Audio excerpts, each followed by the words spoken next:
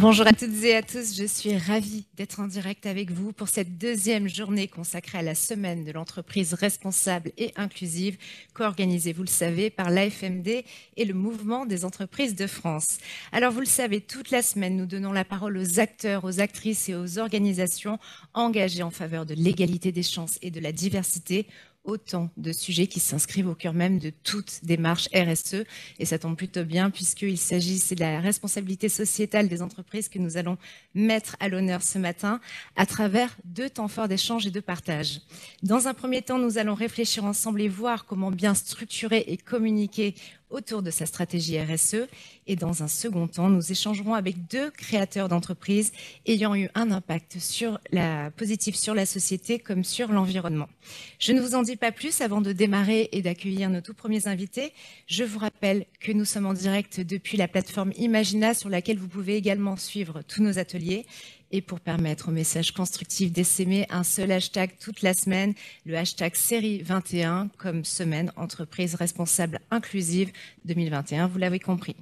Et pour cette première table ronde intitulée Comment structurer et communiquer sa stratégie RSE, je suis ravie d'accueillir Agnès Rambaud-Paquin, vice-présidente exécutive de Des Enjeux et des Hommes. Bonjour Agnès.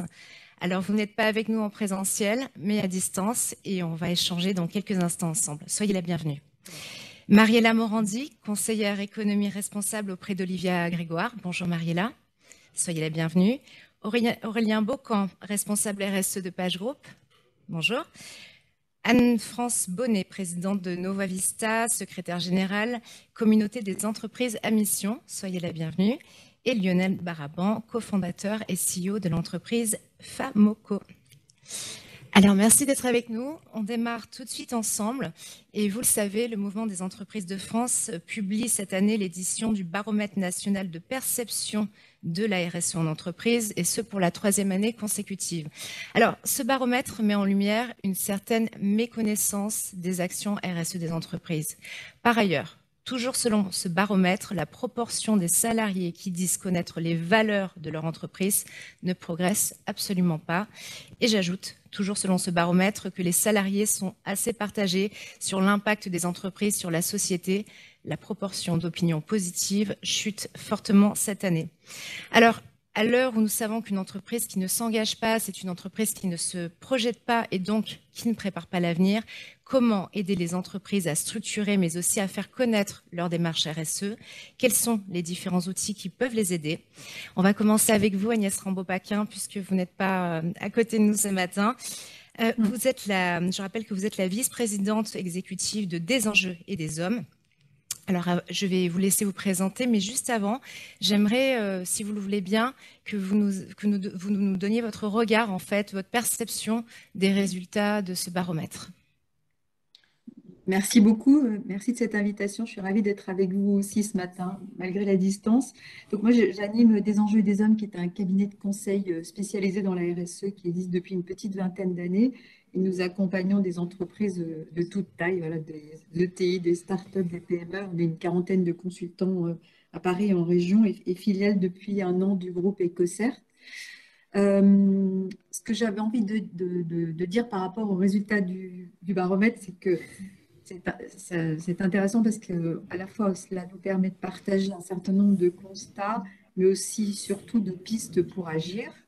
Ces résultats corroborent ceux d'autres baromètres. Je pense en particulier à celui de Segos qui est sorti il y a quelques jours aussi, et celui que je fais chaque année chez Des Enjeux et des Hommes, que vous pouvez d'ailleurs consulter sur notre site. Et il est vrai que malheureusement, les résultats progressent peu, et je pense que la chute de certains critères peut être expliquée en particulier par la crise qu'on vient de traverser, enfin, qu'on traverse. On voit bien que les salariés sont de plus en plus concernés par les actions, les démarches RSE de leur propre entreprise, mais qu'en revanche, les dispositifs qui sont mis en place pour les impliquer continuent à être insuffisants par rapport aux enjeux. Et j'aurais 2 ou 3 points à partager avec vous. Il ressort de l'enquête que nous conduisons aussi chaque année que les salariés attendent 3 principales actions. Ils nous disent, je voudrais mieux comprendre ce que signifie la RSE, le développement durable, dans notre secteur et dans notre entreprise. Donc, il y a un grand besoin de repères. Ils demandent, et c'est leur attente principale, des formations métiers, c'est-à-dire comment l'appliquer quand je travaille au marketing ou à la direction informatique ou à la DRH. Et enfin, ils souhaiteraient également que leurs managers puissent porter ce sujet dans l'équipe naturelle de travail, ce qui reste encore trop rare. Voilà.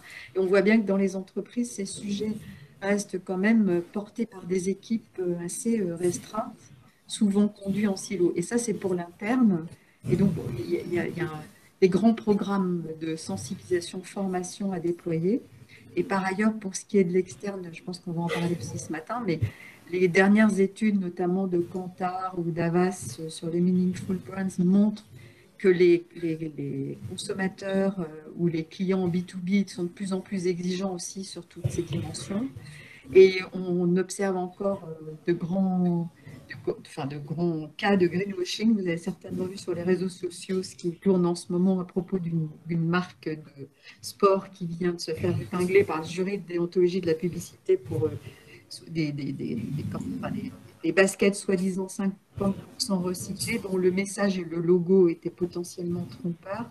D'où la nécessité pour les entreprises de vraiment être transparentes sur leur démarche et de monter aussi en compétence les équipes marketing pour qu'elles soient en capacité de traduire ces engagements dans des campagnes crédibles. Je pense qu'on parlera ce matin, notamment avec Mariella Morandi aussi, de la plateforme impact.gouv Oui. Grégoire qui va dans ce sens. Je suis désolée, mais j'entends un gros sifflement derrière ma prise de parole. Je ne sais pas si vous l'entendez également. Alors, nous, tout va bien, mais en régie, le message est passé. On va essayer de régler ce point technique d'ici quelques secondes. N'hésitez pas à nous le dire s'il y a quoi que ce soit. Alors ça, c'était pour l'état des lieux, Agnès Rambaud-Pacquin. Mais si la RSE est un levier de performance pour les entreprises, quels sont, selon vous, les outils à déployer pour que les entreprises puissent concrètement agir et mettre en place une bonne stratégie RSE? Alors, j'en vois deux principaux, d'où d'ailleurs l'outil de priorisation des enjeux qui a été mis en ligne hier, je crois, par le mouvement des entreprises de France. Je pense qu'on ne demande pas aujourd'hui aux entreprises de cocher toutes les cases. Je veux dire, c'est pas possible, ça ne serait pas réaliste. On demande vraiment aux entreprises d'être focalisées sur leurs enjeux spécifiques, compte tenu de leur métier, de leur taille, de leur histoire. Et du coup, il est nécessaire pour elles de bien cerner les enjeux auxquels répondre. Et pour cela, il y a des référentiels internationaux du type GRI, SASB, Bicorp, etc. Mais il était nécessaire de créer des outils plus adaptés aux PME notamment. Et c'est le cas des travaux que nous avons conduits au niveau des mouvements des entreprises de France. Et je pense aussi aux référentiels sectoriels. Nous invitons toujours nos clients à se rapprocher de leur fédération professionnelle pour savoir s'il n'y a pas par hasard un référentiel sectoriel qui a été élaboré. Il y a 40 fédérations professionnelles en France qui se sont lancées, dont 18 qui ont suivi l'expérimentation de la plateforme RSE. Et si je suis dans l'hygiène industrielle ou les matériaux de construction, mes enjeux sont très différents de ceux d'une agence de com, par exemple. Donc, je pense que c'est très important de raisonner secteur par secteur.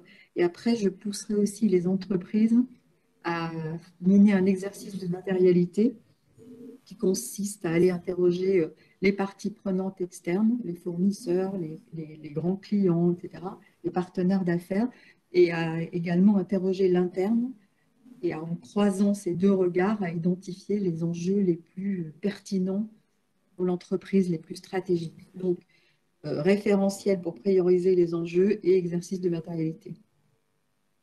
Merci Agnès Rambaud-Pacquin. J'aimerais avec vous qu'on aborde la question de la raison d'être. De quoi s'agit-il et comment aborder la raison d'être d'une entreprise, bien sûr. Alors, la raison d'être, je pense qu'Anne-France en parlera aussi dans quelques instants, mais il n'y a pas eu de définition réellement très précise donnée par le législateur via la loi Pacte. Mais en revanche, on peut dire que la raison d'être, c'est finalement la contribution sociétale de l'entreprise, c'est l'intention que l'entreprise entend avoir pour relever les grands enjeux, les grands défis de son activité, la raison d'être, c'est une boussole, c'est un cap, c'est comment dire, une direction qui est trouvée par une équipe de direction de COMEX dans une entreprise et qui réfléchit avec une vision long terme aux enjeux qu'il va falloir adresser dans les 10, 15, 20 années à venir. C'est un exercice qui est profondément stratégique, c'est en tout cas comme ça on l'entend nous et qu'on le positionne chez nos clients. C'est très très loin d'un simple exercice de communication, d'une signature dans le cadre d'une plateforme de marque.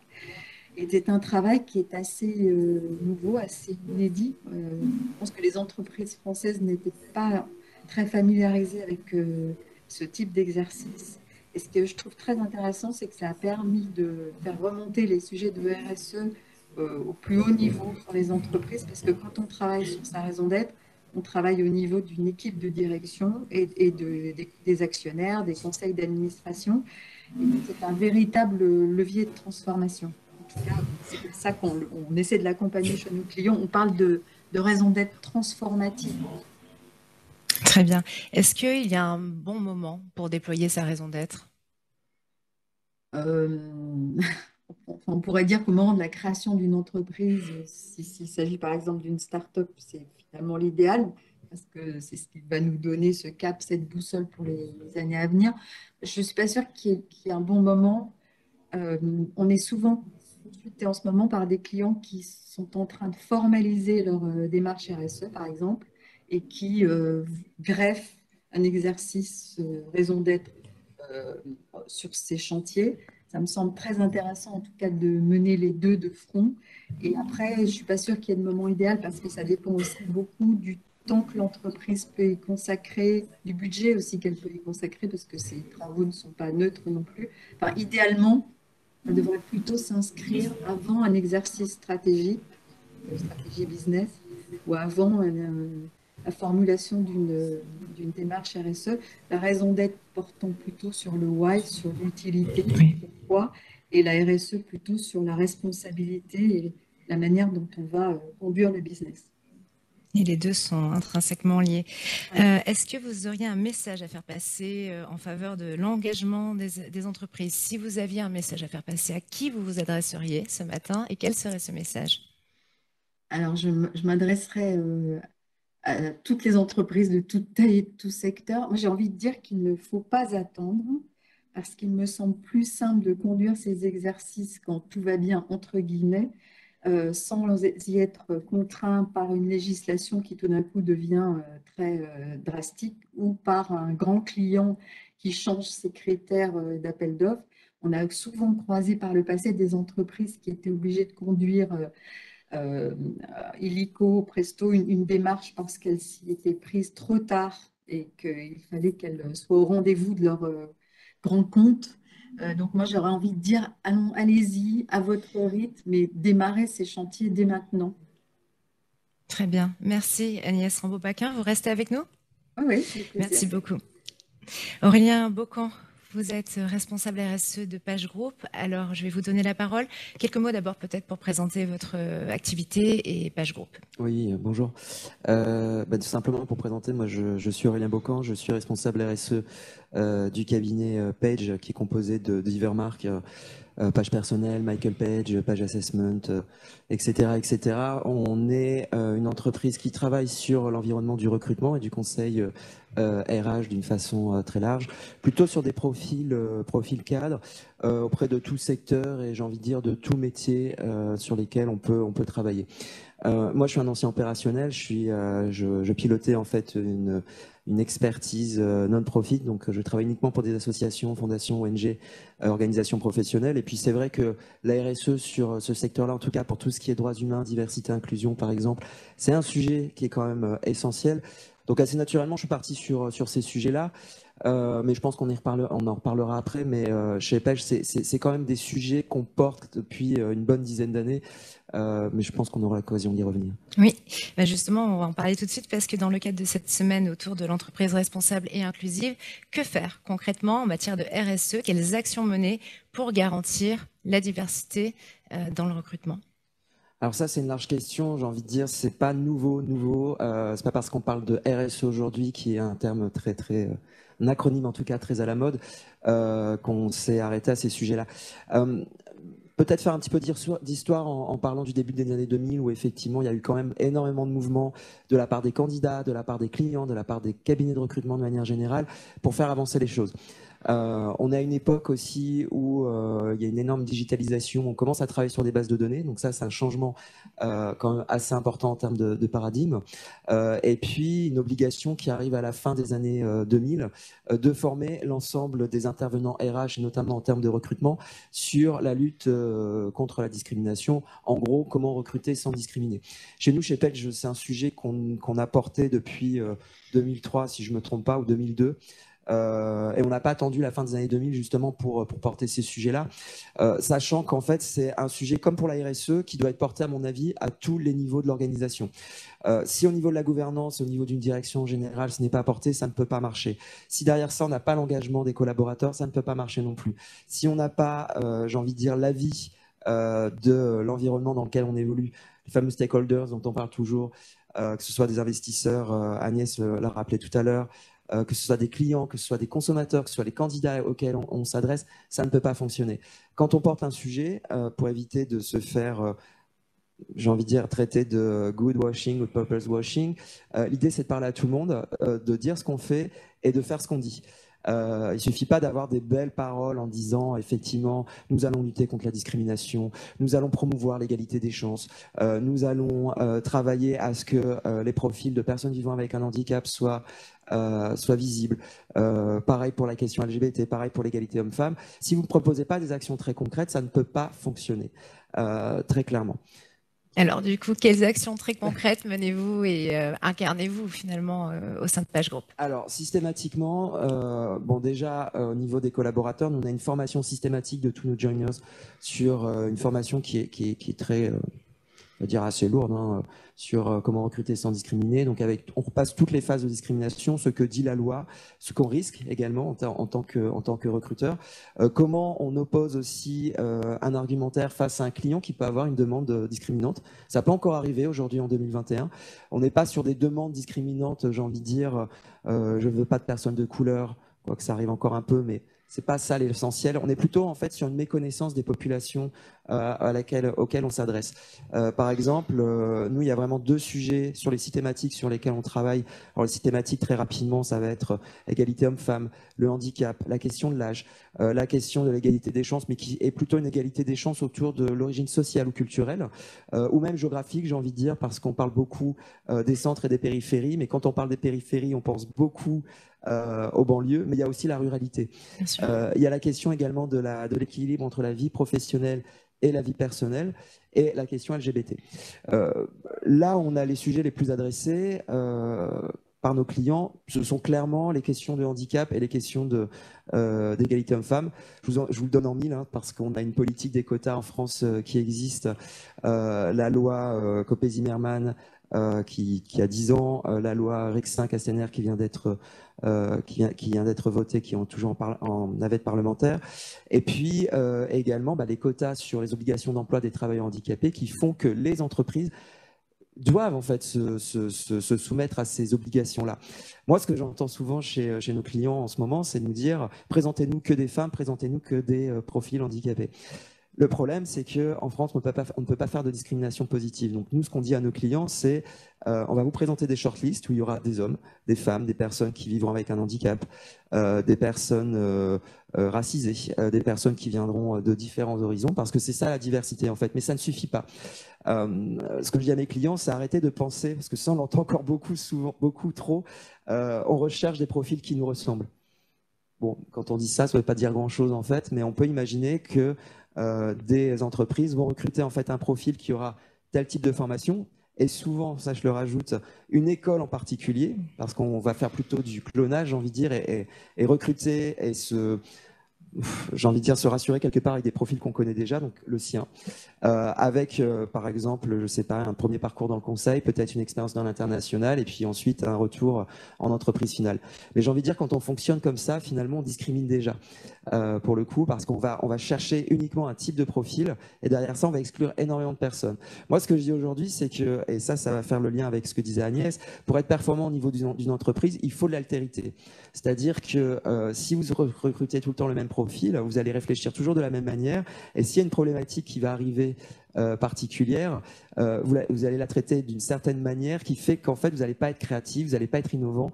Et finalement, vous n'allez pas vous en sortir par rapport à un besoin de changement ou de conduite de changement qui s'impose parce que finalement, aujourd'hui, on a pas mal de choses qui viennent du politique, de la société, des stakeholders dont je parlais tout à l'heure, les investisseurs, les clients, les consommateurs, etc., etc. Et c'est comme ça qu'on peut changer les choses. Merci pour ce beau témoignage.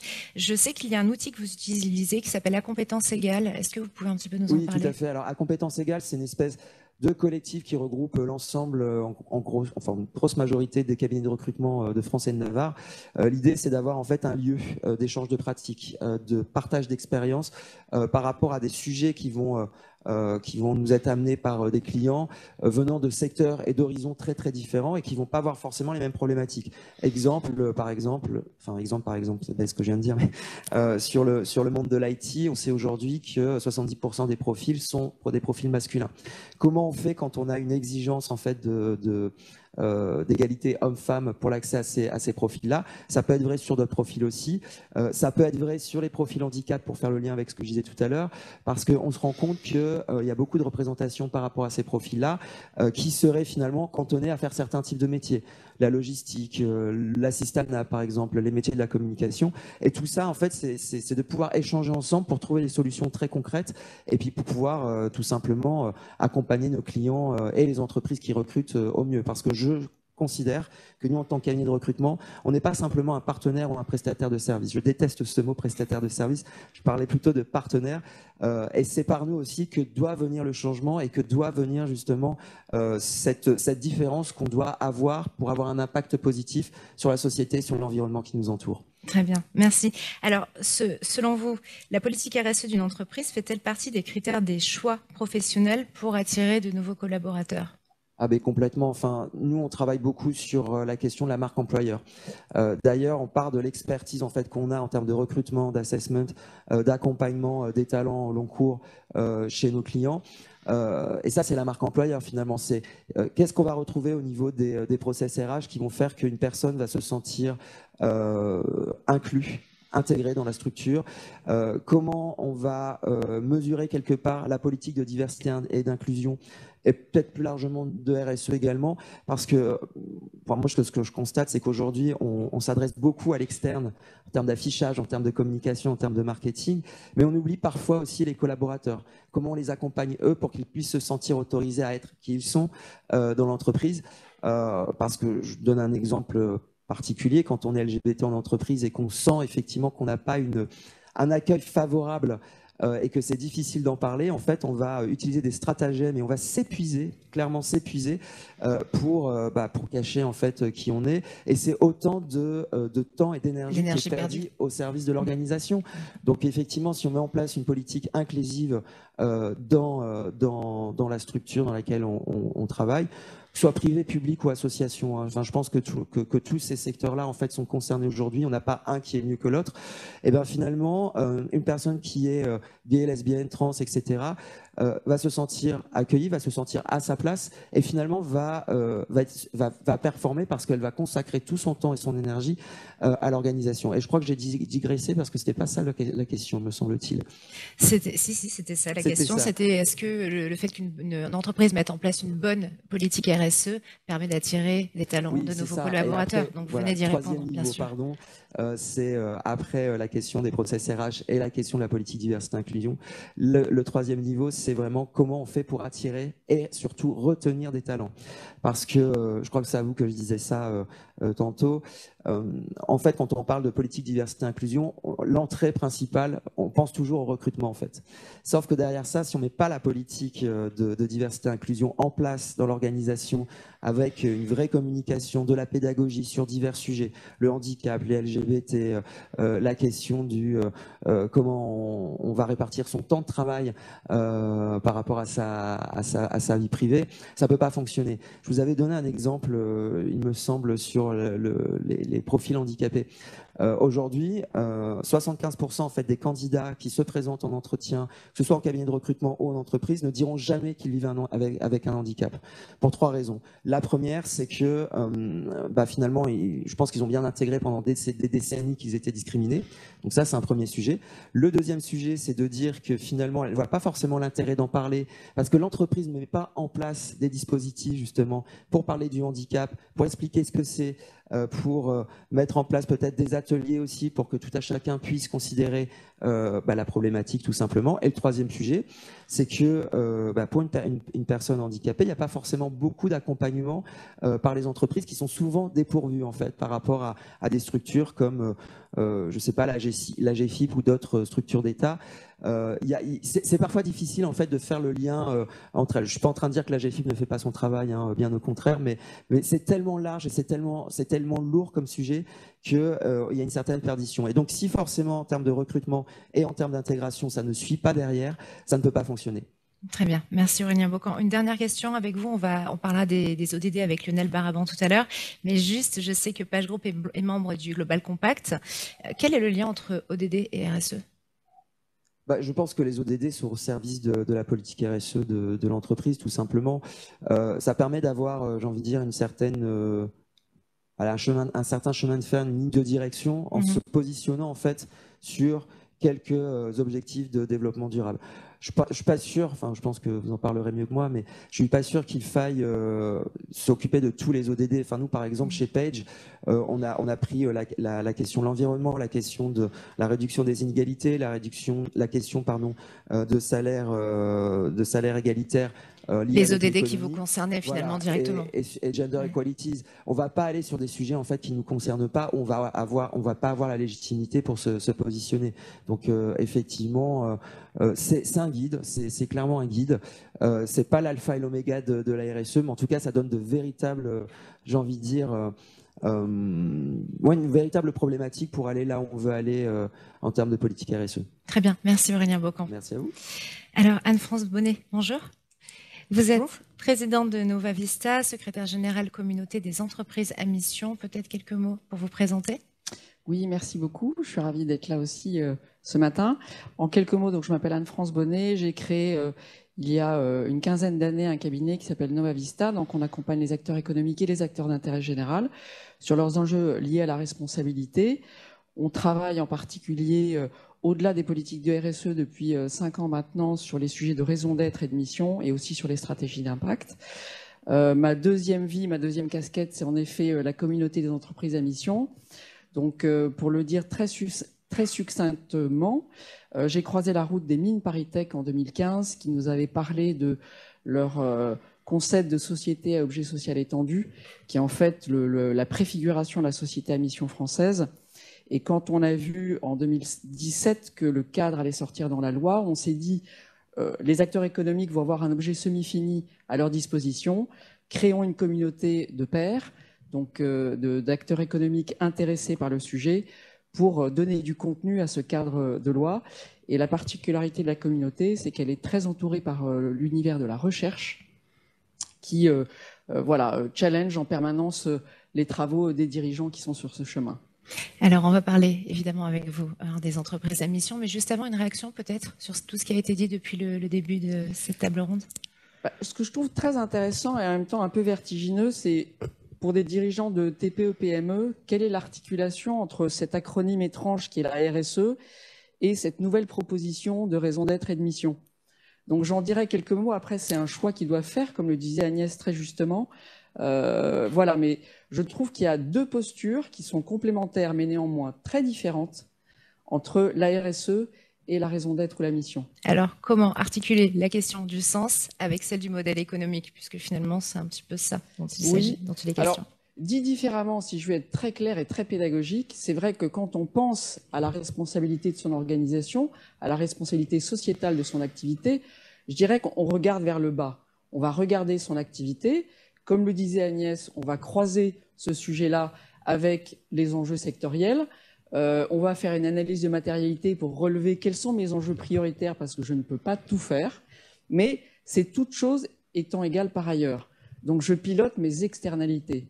La proposition de la raison d'être et de la mission est sensiblement différente. Je vais regarder très très loin et avec mon collectif me poser la question pourquoi j'existe, pourquoi j'ai créé ma boîte, qu'est-ce que j'ai tenté de faire hier, qu'est-ce que je tente de faire demain dans le monde qui bouge.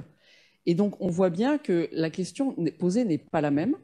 Donc après, dans l'exigence que ça, que ça pose aux dirigeants d'y aller ou de ne pas y aller, c'est engager le collectif sur la réflexion. Et derrière, se posera la question, quand j'aurai atterri sur cette raison d'être ou cette mission, parce que vous avez tous compris qu'en fait, c'est le même cadre conceptuel, hein, il y a un niveau d'exigence différent entre les deux, mais la mission, c'est une raison d'être et des objectifs. Donc, quand j'aurai terminé mon exercice, qui donne éminemment le sens collectif, la boussole, l'étoile polaire à atteindre, comment j'articule ma politique RSE avec ce sens. Mais de façon très factuelle, un dirigeant qui se dote d'une raison d'être ou d'une mission, il a dans son discours et dans sa vision quelque chose d'extrêmement connecté, alors que c'est très compliqué pour un dirigeant de s'exprimer de façon naturelle sur sa politique de RSE. On n'est pas aidé par l'acronyme, qui est moche, mais voilà, donc quelqu'un qui a pensé avec son collectif la raison d'être et la mission, tout devient extrêmement naturel, puisqu'on est bien d'accord, c'est positionné au-dessus de la stratégie, la raison d'être et la mission, et la RSE est un des leviers, mais pas que. D'accord. Donc voilà, je ne sais pas si je suis claire, mais je trouve qu'il y a une vraie opportunité aujourd'hui pour les acteurs économiques de s'emparer du sujet. C'est de la proactivité, c'est plus de la réactivité. C'est passionnant, mais toutes les entreprises ne peuvent pas devenir des sociétés, des entreprises à mission. Et j'aimerais simplement qu'on clarifie, quand on parle d'entreprise à mission, souvent on pense au secteur de l'économie sociale et solidaire. C'est la même chose ? Non, alors là aussi, ce qui est intéressant, c'est qu'il faut commencer à penser agnostique et ne pas opposer, ce qui est quand même la grande spécialité française, de mettre les sujets en silo. L'intérêt, et lisez bien le cadre de la loi, du concept de raison d'être ou de société à mission, c'est que ça n'est pas un statut, en tout cas la société à mission n'est pas du tout un statut, c'est une qualité. Tout type de statut en France peut adopter cette qualité. Donc, c'est une qualité qui est totalement agnostique. D'ailleurs, 11% des sociétés à mission françaises sont issues de l'ESS. 17% ont en parallèle d'autres labels, donc sont Bicorp, etc., etc. Donc, le sujet n'est pas là. Donc, c'est en ça que c'est une innovation juridique qui n'enfreint pas la liberté d'entreprendre, qui ne s'oppose pas à des corpus préexistants, si je puis dire, et donc, en fait, qui tire une ambition et un collectif. L'entreprise se met elle-même en tension sur les combats qu'elle a choisi de mener. Et donc, je le rappelle, des SAS, des mutuelles, des ESUS, TPE, PME ou grands groupes. Donc, c'est un modèle dont il faut s'emparer. Vous disiez tout à l'heure, toutes les entreprises ne peuvent pas être sociétés à mission. Si, même une TPE, donc vous venez de le dire. Bien sûr. Aujourd'hui, 65% des sociétés à mission sont des TPE-PME de moins de 50 salariés. Aujourd'hui, les 300 sociétés à mission françaises couvrent à peu près 500 000 salariés en France. Donc, c'est vrai qu'il y a quelques grands groupes, qu'elles soient cotés ou familiales ou mutuelles, qui tirent le nombre de salariés. Mais ça n'est pas réservé à une taille ou à un secteur particulier. Il s'agit bien d'une vision et charge après au niveau de maturité.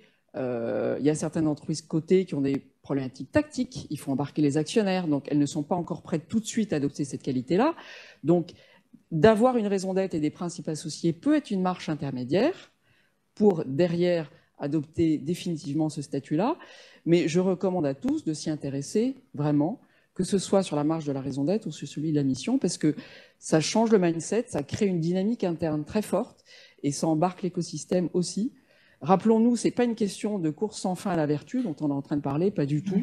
C'est vraiment de se dire, dans le monde de demain qui bouge beaucoup, comment moi j'ai envie d'être agile, comment moi j'ai envie de m'ancrer dans mon écosystème, un écosystème qui va me soutenir dans ce que j'ai envie d'arriver à réussir. Et donc, il ne s'agit pas de vertu, il s'agit d'agilité et d'ancrage dans un écosystème et dans les défis qui nous concernent tous. C'est juste de la sagesse et du pragmatisme, en fait. Très bien.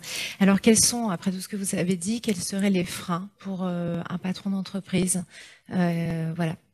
Les points de blocage principaux, quels sont-ils selon vous? Le frein, quand même, Agnès et moi, on connaît bien le sujet, c'est quand même le temps.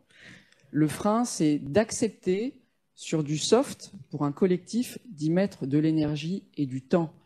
Quand on pense à son projet d'entreprise, c'est pas en 2 coups de cuillère à peau, c'est pas sur un coin de table et c'est pas à 3 personnes qu'on va le faire. Donc, il faut se dire, je rentre dans un processus qui va peut-être durer 6 mois, peut-être durer 9 mois, peut-être durer 12 mois, peu importe, où on va penser ce projet-là et l'articuler. Je rappelle que c'est quand même très structurant puisque c'est un nouvel objet, un peu étrange, méta, qui est au-dessus de la stratégie ou des projets d'entreprise. Donc, y passer du temps est nécessaire. Et en plus, les équipes qui rentrent dans ces dispositifs-là, quelle que soit la taille de l'entreprise, hein, se prennent au jeu et le sens des mots redevient un sujet au sein de l'entreprise. On a oublié le sens des mots. Et donc, collectivement, de se réapproprier le sens des mots, de le travailler, parce que la virgule devient méga importante collectivement, derrière ouvre un souffle qui redonne une dynamique très forte. Hein. Donc, je dirais, premièrement, le temps. Deuxièmement, les dirigeants, évidemment, sont extrêmement impliqués. Donc, ce n'est pas une affaire uniquement des collaborateurs, donc c'est l'affaire de tous. Donc, accepter de rentrer dans le jeu. Et puis, l'itération, qui est liée au temps. On est dans l'itération, c'est une montée en conscience collective, ça n'est pas simple. Sinon, ça fait 50 ans qu'on l'aurait fait. Donc, voilà, accepter d'itérer collectivement, d'avoir un processus simple. Mais c'est accessible des TPE aux très grands groupes, ça n'est pas le sujet là. Et c'est... Voilà, il faut que le dirigeant le sente et se dise « ça va m'amener de la valeur et ça va amener une dynamique collective ». Et voilà. C'est très clair. Vous venez de dire, un des freins, c'est que les dirigeants doivent vraiment s'impliquer. Est-ce que vous pensez que les dirigeants sont suffisamment formés aujourd'hui à tous ces sujets-là? Sensibilisés peut-être, mais formés? Alors, je pense que le mot de formation n'est pas forcément adapté. Je pense que tous les dirigeants sentent, alors certains depuis longtemps, d'autres plus récemment, qu'il ne s'agit plus d'un sujet de course sans fin à la vertu. Je le rappelle. C'est bien. Ce qui est très compliqué au niveau cognitif, c'est qu'on pense qu'il y a le bien et le mal. Ça n'est pas le sujet.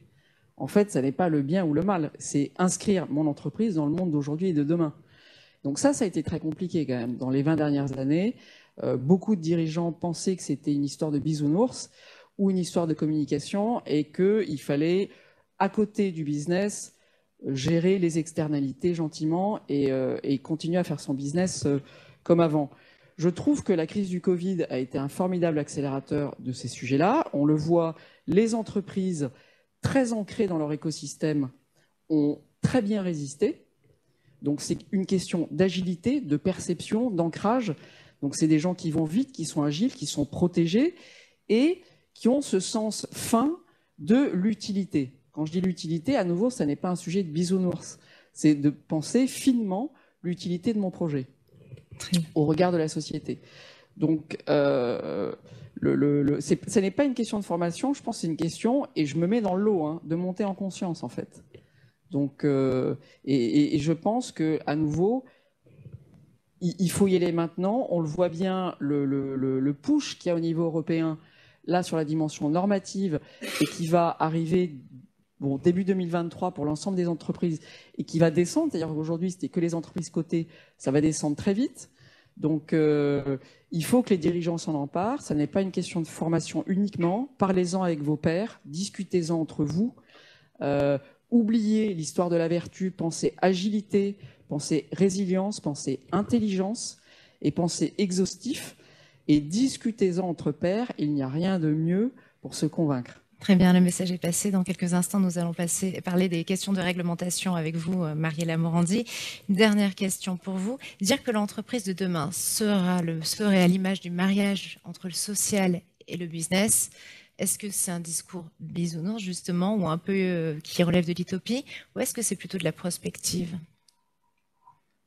C'est compliqué pour moi de vous répondre, parce que évidemment, j'ai une conviction. Je pense que l'entreprise de demain est celle qui est éminemment connectée à son écosystème, à la société qui l'entoure. Point. Après, on a tout dit quand on a dit ça. Très bien, ce sera le mot de la fin. Mariella Morandi, vous êtes conseillère économie responsable auprès d'Olivier Grégoire. Bonjour, bienvenue. Première question, vous avez développé la plateforme Impact Gouv. Pourquoi et quelles sont les ambitions de cette plateforme? Bonjour à tous. Merci beaucoup déjà au MEDEF pour cette invitation et de me donner l'occasion de parler donc de cette plateforme qui est un des gros projets de notre secrétariat d'État. Alors, je vais disons, classer les raisons et ambitions en deux parties. La première, c'est l'aspect politique publique et la seconde, ce sera un volet très économique business. Au niveau sur la partie politique publique, nous, on a un secrétariat d'État qui a été créé il y a un petit peu plus d'un an maintenant, et c'était un portefeuille très inédit avec, d'un côté, l'économie sociale et solidaire qui avait déjà eu des portefeuilles ministériels, et de l'autre, l'économie responsable, donc, qui est la partie du portefeuille dont je m'occupe, et qui recouvrait peu ou prou la RSE, la finance durable, le développement durable dans les entreprises, etc., qui étaient des sujets qui intéressaient beaucoup Olivia Grégoire depuis qu'elle s'était investie dans la loi Pacte.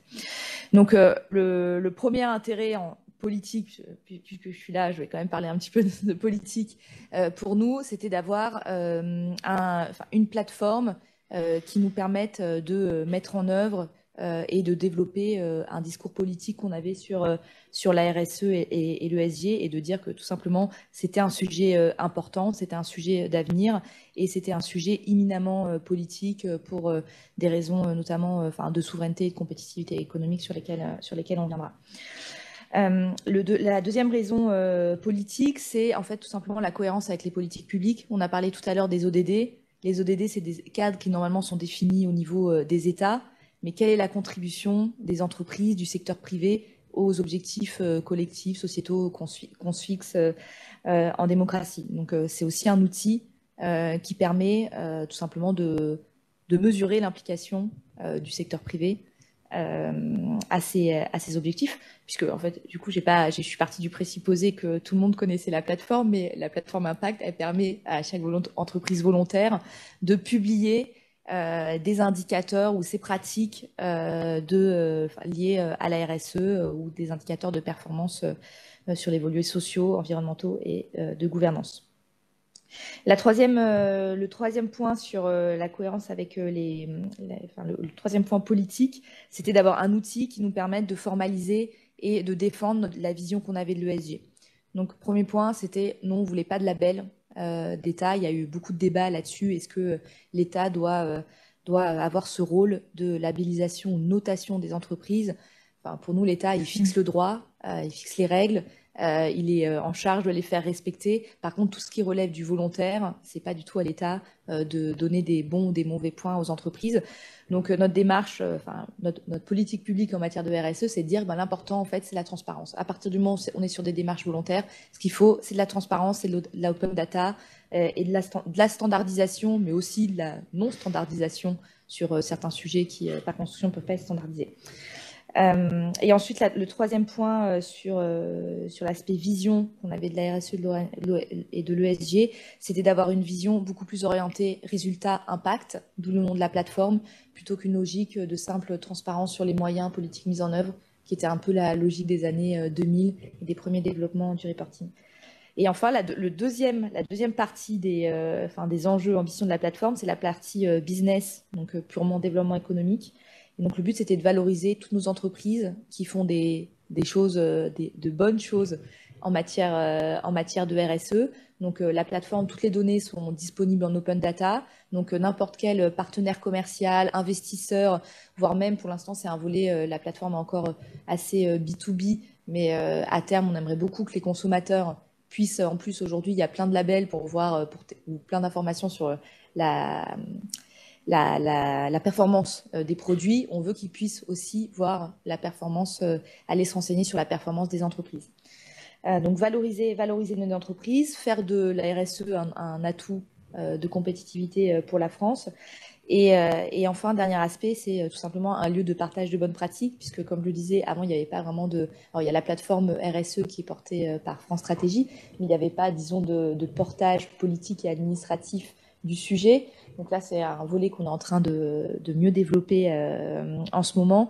C'est donc partager des bonnes pratiques, avoir un lieu unique de partage de ressources. Et puis tout simplement, ne serait-ce qu'avec l'open data, ça permet aussi d'aller voir très facilement ce que fait son voisin.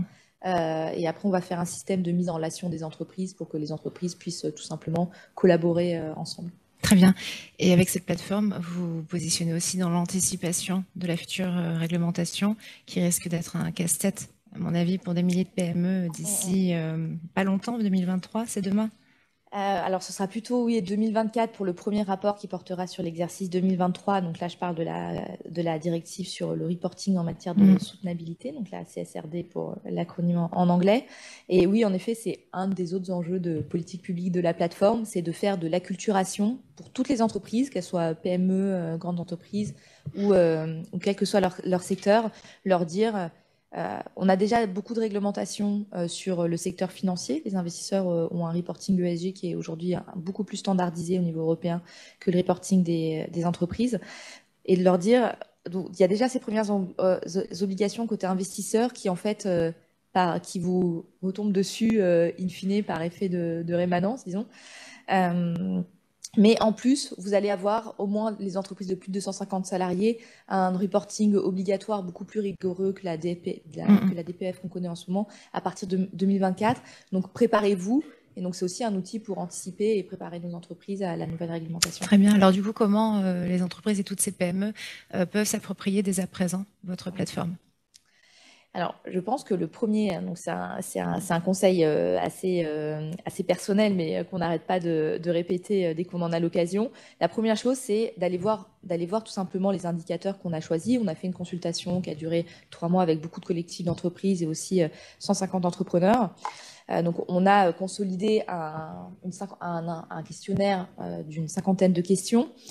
Qui devrait correspondre, enfin, qu'on a voulu aussi proche possible de ce que pourrait être le premier étage de la fusée du reporting qui sera obligatoire au niveau européen, donc des indicateurs secteur agnostique valables pour toutes les entreprises, avec un petit caveat sur la partie gouvernance qui, par construction, concerne beaucoup plus les grandes entreprises. Donc la première chose à faire, c'est d'aller voir ce questionnaire et de se rendre compte qu'en fait, quasiment tous les indicateurs sur le E et le S, particulièrement sur le S, c'est des indicateurs qui sont connus des entreprises. Sur le S, on a quasiment utilisé que des indicateurs qui se retrouvent dans la déclaration sociale nominative. Donc, c'est toutes les formalités administratives qu'on fait aux URSSAF. Donc, ça va être par exemple, c'est calculable à partir de certaines informations qui sont dans la DSN. Votre turnover, votre part de public de salariés en situation de handicap. C'est des informations que les entreprises fournissent déjà à l'administration. Et sur l'environnement aussi, il y a beaucoup d'informations qui sont déduites des factures d'électricité ou d'obligations réglementaires, le bilan des émissions de CO2. C'est déjà obligatoire pour les entreprises de 500 salariés. Donc en fait, ça n'ajoute pas grand-chose. Donc la première étape, c'est ça, c'est aller découvrir le questionnaire et peut-être regarder les informations qu'on a déjà et commencer à remplir ce qu'on a déjà. Alors ça, c'est un message qui marche un petit peu moins. On a bien dit que c'est une plateforme avec pas de gendarme à rentrer, il n'y a pas de contrôle sur les données qui sont publiées. C'est vraiment un lieu de confiance. Et ce qu'on dit aux entreprises, c'est venez même si vous avez dans un premier temps que 5 indicateurs. C'est pas grave, l'important c'est déjà c'est de commencer la démarche. Ça, c'est un message qui a un peu du mal à passer. Les entreprises se disent « Ah, mais moi, si j'en mets que 5, que mon voisin, il en a mis 15, de facto, je vais devenir moins bonne que mon voisin. » Alors, ça peut passer, il peut y avoir ce penchant-là, malheureusement. Mais en tout cas, déjà, faire la démarche de se mettre sur la plateforme, d'être transparente sur quelques indicateurs, c'est déjà bon signe. Et en plus, et ensuite, il faut commencer peut-être petit à petit à travailler sur les autres. Et il y a aussi des bonnes pratiques et des méthodologies qui sont là pour vous dire comment vous améliorer sur tel ou tel sujet. Très bien. Un dernier mot avec cette plateforme Impact Gouv, je vais y arriver. Vous posez quelque part les bases d'un capitalisme un peu plus responsable. Selon vous, l'entreprise de demain, elle ressemblera à quoi? Alors, je crois qu'on en a parlé enfin, tout le monde l'a un petit peu dit. Le futur de la RSE, c'est clairement le volet contribution. Avant, on était sur une RSE qui était sur maîtrise des externalités. Maintenant, avec la raison d'être, l'impact, c'est qu'est-ce que l'entreprise apporte à la société. Donc, clairement, enfin, pour moi, l'entreprise de demain, c'est une entreprise qui fait ce travail sur sa raison d'être, qui en a une et qui met en place des bons outils de suivi et des bons outils d'engagement de cette raison d'être, de mise en œuvre de cette raison d'être au sein de l'entreprise. Très bien, merci Mariella. Lionel Baraban, je m'adresse à vous maintenant. Bonjour. Bonjour. Alors, vous êtes cofondateur et CEO de l'entreprise Famoco. Alors, avec vous, on va parler des ODD, mais juste avant, pouvez-vous nous présenter votre entreprise? Avec plaisir. Donc, Famoco est une entreprise, donc c'est ce qu'on appelle une scale-up. C'est une start-up qui a un petit peu grossi. On est présent commercialement dans un peu plus de 50 pays. On fait plus de 60% de notre chiffre d'affaires en Afrique. Notre métier est de fabriquer des appareils mobiles avec de la souveraineté numérique et qui participent à la transaction. Donc, on digitalise des transactions à partir d'appareils mobiles. Et ce qu'on fait en particulier pour les Nations Unies, c'est qu'on digitalise les coupons alimentaires du Programme alimentaire mondial. Et donc, pour le Programme alimentaire mondial, on gère à peu près 60 millions de bénéficiaires dans le monde et on distribue à peu près 2 milliards de dollars par an d'aide alimentaire. Donc, évidemment, ça nous a plongé tout de suite dans ce monde des SDGs ou ODD en français. Donc, voilà ce que fait Famoco. Très bien. Juste avant de parler des ODD, j'aimerais une réaction par rapport à ce que... On parlait des entreprises à mission tout à l'heure avec Anne-France Bonnet. Vous vous sentez proche de l'entreprise à mission aujourd'hui? Alors, j'ai mixed feelings, comme disent les Américains. Quand j'entends tout ça, quand j'entends tout ce qu'on dit là, d'abord, je pense que tout entrepreneur, ce qu'il entend d'abord, c'est contrainte. Donc, il dit contrainte, contrainte, contrainte, et donc il entend warning, warning, warning. Mm-hmm. Ensuite, il entend injonction à penser politiquement correct. Il dit, moi, je pense un peu comme j'ai envie. J'ai pas envie qu'on me dise, il faut penser comme ça c'est bien, ça c'est pas bien, attention. Et donc, tout ça, ça crée un cadre qui m'a l'air, pour un entrepreneur, hyper lourd, pesant, où on m'explique comment je dois penser, comment je dois réfléchir. On me donne des contraintes supplémentaires, des contraintes réglementaires, et tout ça, c'est très compliqué. Tout à l'heure, sans offense, moi je suis un petit peu entrepreneur, un peu pushy, mais on parle de discrimination. Recruter, c'est discriminer. Recruter, c'est discriminer. J'ai pas d'autre. Ouais, quand je recrute tous les jours, je dois faire le choix d'une personne. Donc, fondamentalement, je discrimine. C'est ce que je fais tout le temps. Donc, tout ça, c'est compliqué pour un entrepreneur. Et pour moi, quand je regarde les SDGs ou la politique RSE, moi, je la vois d'abord comme une opportunité extraordinaire, d'abord de gagner plus d'argent, parce qu'en tant qu'entrepreneur, on doit gagner de l'argent, c'est notre premier métier, de changer le monde. Et on ne peut gagner de l'argent, on ne peut créer des entreprises que si, fondamentalement, ancré au plus profond de nos désirs, on veut changer le monde. Et donc, pour moi, les politiques RSE qu'on met au sein de nos entreprises, les ODD en français, sont des moyens extraordinaires d'avoir un impact sur le monde, de le changer, de le façonner. Évidemment, changer le monde, c'est une opportunité extraordinaire. D'abord, métier. Et puis ensuite, pour changer le monde et pour avoir un impact, alors il faut être capable d'embarquer ses employés avec soi et de créer une communauté. On travaille beaucoup en Afrique, il y a un proverbe africain que j'aime beaucoup qui dit si on veut aller vite, il faut aller seul, et si on veut aller loin, il faut aller ensemble. Et donc, si on veut changer le monde et aller loin, alors il faut aller ensemble. Et pour aller ensemble, il faut qu'on regarde tous dans une même direction. Donc, évidemment, avoir une entreprise à mission et être capable de mettre des mots autour de ça, parce que ça n'existe que si on est capable de le verbaliser, ça n'existe que si on est capable de mettre des mots. Ça permet d'embarquer des équipes, et lorsqu'on embarque des équipes, ben et nous, on a cette expérience avec les Nations Unies, travailler avec 60 millions de réfugiés dans le monde, leur donner à manger tous les jours, quand on a des informaticiens qui travaillent là-dessus, évidemment, c'est une opportunité de marché extraordinaire, ça nous apporte beaucoup d'argent. Mais aussi, ça oblige. C'est-à-dire qu'on regarde sa ligne de code 2 fois. Parce que s'il y a un bug, bah, pendant 2 jours, ils ne vont pas pouvoir aller retirer de l'argent. Ils ne vont pas pouvoir aller manger. Donc évidemment, il y a des obligations, il y a une culture qui se crée, et tout ça, c'est formidable pour la transformation. Le dernier mot que je voulais dire là-dessus, c'est que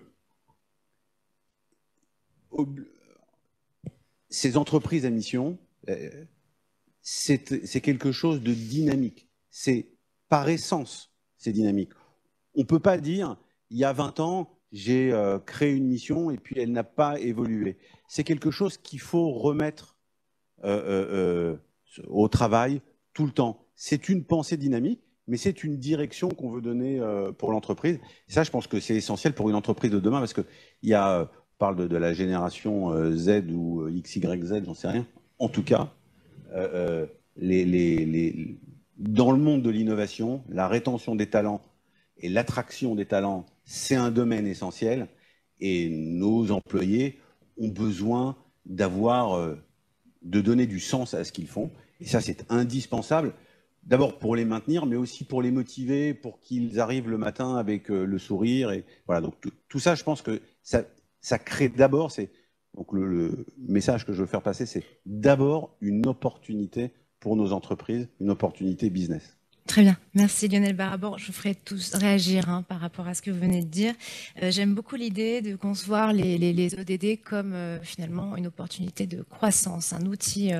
Mais pour ceux qui nous regardent et qui nous écoutent ce matin, selon vous, comment définiriez-vous les objectifs de développement durable? Donc les ODD, pour vous, c'est quoi? Alors d'abord, je vais faire un tout petit peu de pédagogie. Donc je vais prendre mes lunettes et je vais juste les lire une fois, parce qu'on en parle beaucoup, mais voilà, très bien. Il y a énormément de gens qui n'en ont jamais entendu parler, qui ne savent même pas ce que c'est. Donc d'abord, pour faire un tout petit peu de pédagogie, donc les ODD, c'est l'Assemblée générale des Nations Unies de 2015 qui a fixé des objectifs de développement durable pour 2030.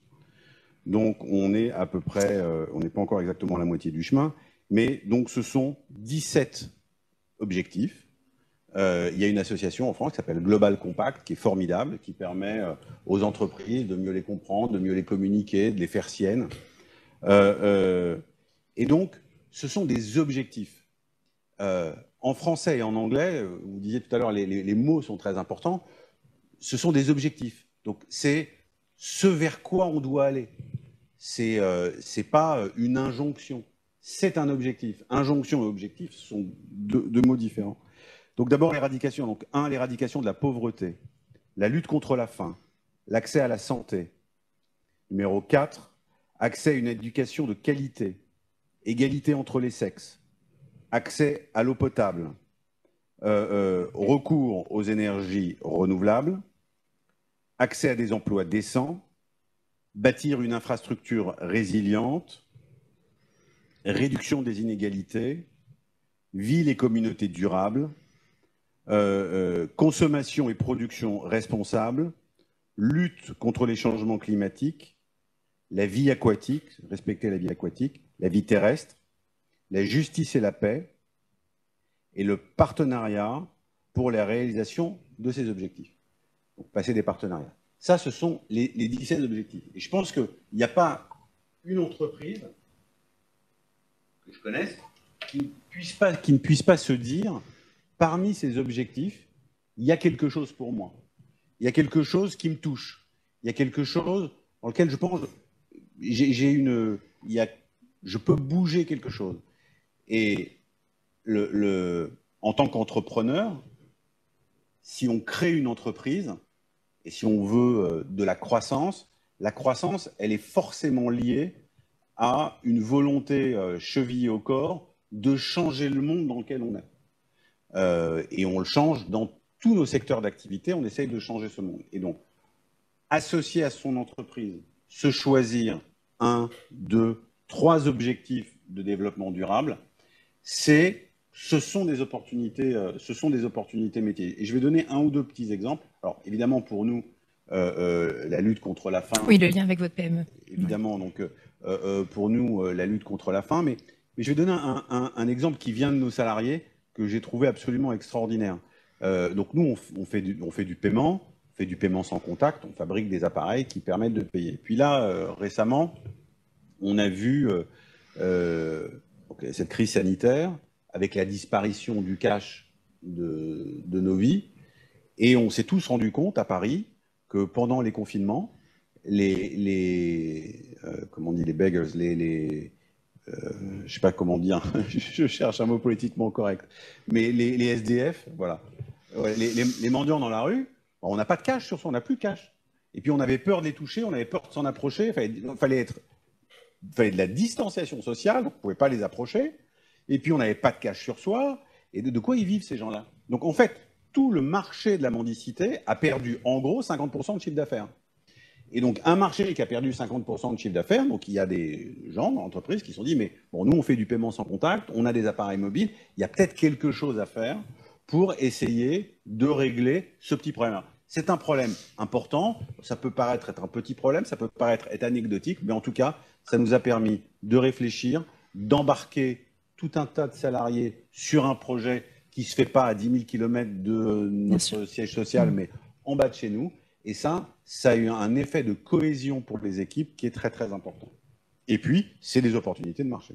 Très bien, merci. C'est très concret comme ça. Vous avez contribué à un guide sur les ODD pour les PME. Et quel nouvel éclairage peut apporter ce guide en fait aux entreprises aujourd'hui? Je pense que le guide permet d'abord de faire ce que je viens de faire là en 2 minutes. C'est d'abord de lire et de prendre conscience de ce que sont ces ODD et d'essayer de faire en sorte que chacune des entreprises en prenne au moins un de ces objectifs qu'elle porte, qu'elle a à cœur. Et je pense qu'il faut essayer de le faire pas simplement comme une injonction morale, mais comme une opportunité de marché. Le monde change, le monde évolue, on le voit tous les jours, et participer à cette évolution du monde, participer à ce changement, pour un entrepreneur, c'est une opportunité de marché. Et donc ça, c'est créateur de croissance. Et si on veut de l'hyper-croissance, alors il faut changer le monde plus vite. Donc allons rapidement vers 2030. Et voilà. Et donc je pense que ces ODD sont de formidables opportunités de croissance.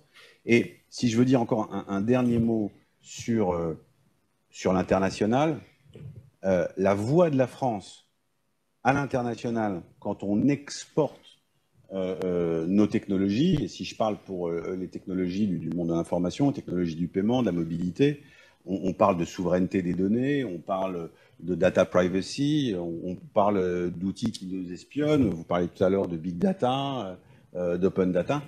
Je pense que la voix de la France, elle est particulière sur ces domaines-là, et que si on croise les objectifs de développement durable avec une pratique un peu plus éthique, un peu différente de ce qu'on peut faire en informatique, ce qu'on peut faire autour des données, ça intéresse le monde. Et en tout cas, on a une voix qui est différenciante, qui est particulière entre une technologie américaine et une technologie chinoise. Certains États ont envie d'entendre une troisième voix, et qu'à ce sujet-là, la France est une troisième voix particulièrement audible et intéressante. Merci pour ce message, Lionel Baraban. On va terminer cette table ronde. Je vous propose un tour de table général. Anne-France Bonnet, peut-être une réaction et quelques mots pour conclure. J'ai juste envie de partager peut-être en quelques mots, faire une synthèse avec mon point de vue de tout ce que j'ai entendu. Je pense qu'on est un peu à une croisée des chemins avec, en effet, comment rendre visible une responsabilité de pratique. Et vous l'avez tous très bien dit, sachant qu'il y a une énorme vague qui se prépare avec la vague européenne et l'outil français qui propose en effet de s'y préparer. Donc, on est vraiment là où comment on regarde son business avec les outils existants, les 17 ODD, les référentiels sectoriels, voilà, et puis tous les outils de reporting, mais aussi, et là, avec le bémol qui était cité par l'entrepreneur à ma droite, mais Raison d'être émission sont des modèles qui sont proposés, qui sont éminemment en respect avec la liberté entrepreneuriale. Donc voilà, il n'y a pas de cadre si ce n'est le collectif qui va choisir. Donc entre ces deux étages, vous avez de quoi faire, chers amis entrepreneurs, pour vous lancer de façon structurée dans la bataille. Merci Anne-France Bonnet. Agnès Rambaud-Paquin, un mot pour conclure. Oui, je ne sais pas si vous m'entendez. Voilà, on vous entend très bien, parfaitement. Moi, je voulais dire, j'ai été particulièrement sensible à votre dernier témoignage, monsieur, parce que je l'ai trouvé très pédagogique. Et je pense qu'on a besoin de multiplier toutes ces occasions pour faire comprendre de façon très concrète, opérationnelle et business ce que représentent toutes ces notions. Donc, merci beaucoup. Et puis, je pense aussi, merci au Mouvement des entreprises de France d'avoir organisé cette semaine de rendez-vous qui va nous permettre de continuer à éclairer les sujets. Merci beaucoup à vous aussi d'avoir été avec nous ce matin, Agnès Rambaud-Paquin. Aurélien Baucan, un mot pour conclure, une réaction? Peut-être deux, du coup, si ça vous embête pas. Aucun Le problème. premier, c'est certainement de dire que malgré tout, moi, ce que je constate pour travailler un petit peu au niveau européen, au niveau global, parce qu'on a un groupe international, en France, on est très avancé quand même sur ce sujet-là. On a beau se plaindre énormément du fait que ça n'avance pas en termes de diversité, inclusion, ça n'avance pas en termes d'environnement.